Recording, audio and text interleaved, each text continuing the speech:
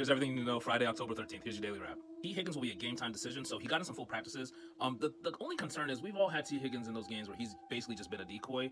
He's kind of lowering down my rankings a little bit. Chase probably moves up slightly, but I don't want to be too dramatic. He's still going to be a top 20 receiver. Deshaun Watson may not play for multiple weeks.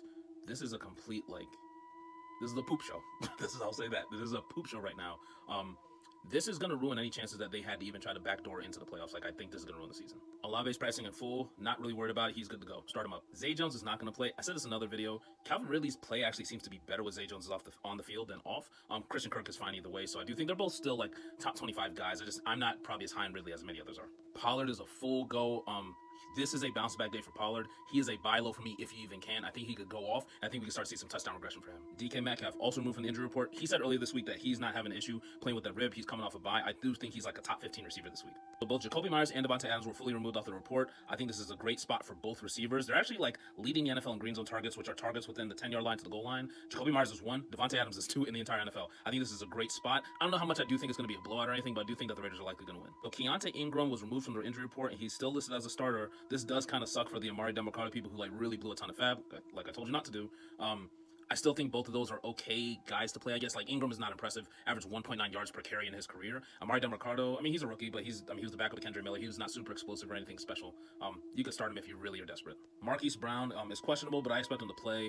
He's practiced the last 2 days with his illness, so I expect him to be good to go. So Khalil Herbert is now on injured reserve, so he's going to miss the next 4 weeks at least. I think this is a big boost for Deontay Foreman in the short term because Rashawn Johnson's not going to play. But Rashawn Johnson is the guy you want to add as a flyer to see if he could just begin to take over the job. But also, I keep overlooking for him. Maybe he just takes the job. Jeff Wilson is officially doubtful. So for those people debating Brian Robinson or Jeff Wilson, Amari Demercado or Jeff Wilson, you're not going to have Jeff Wilson likely this week. And I still think he's going to be IR spot available or IR spot eligible for your team this weekend. Tank Dell is listed as questionable, but he's not going to play. No player who's gotten a concussion in prior weeks, I don't think any one player has cleared it for the next week. So he's not going to play. Nico Collins definitely gets a boost. So the Jets' defensive backfield is really jacked up. They're going to be without 3 corners, and Sauce Gardner is also questionable with the illness. I expect Sauce Gardner to go, but for some reason, there's no analysis here. I feel like this is a Devontae Smith game, so I'm definitely investing in him wherever I can. I think he's going to go off. So Darius Slay is officially ruled out. I do think this is a good boost for Garrett Wilson, especially in a matchup where they're already 4th worst against wide receivers the last 4 weeks. Jalen Carter is also going to be out. He's been crushing. He has a 92 PFF grade, so I do think that's another big loss. I think the Jets are going to be able to do a little bit on offense more than people think. So Porta is questionable. He was able to participate in the walkthrough on Friday. I'm a little concerned about this for a player that is so explosive.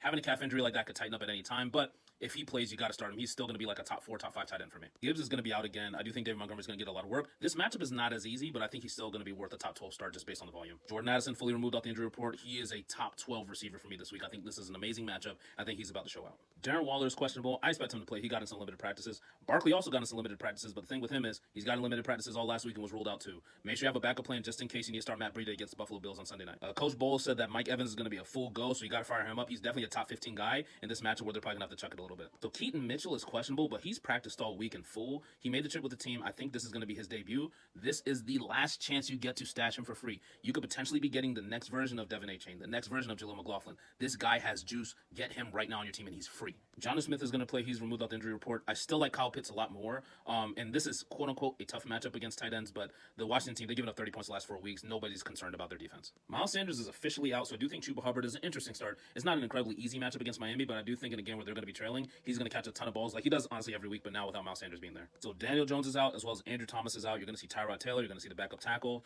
and they're one of the worst blocking units in the NFL, facing one of the best pass rushers in the NFL, so that should be fun on Sunday night.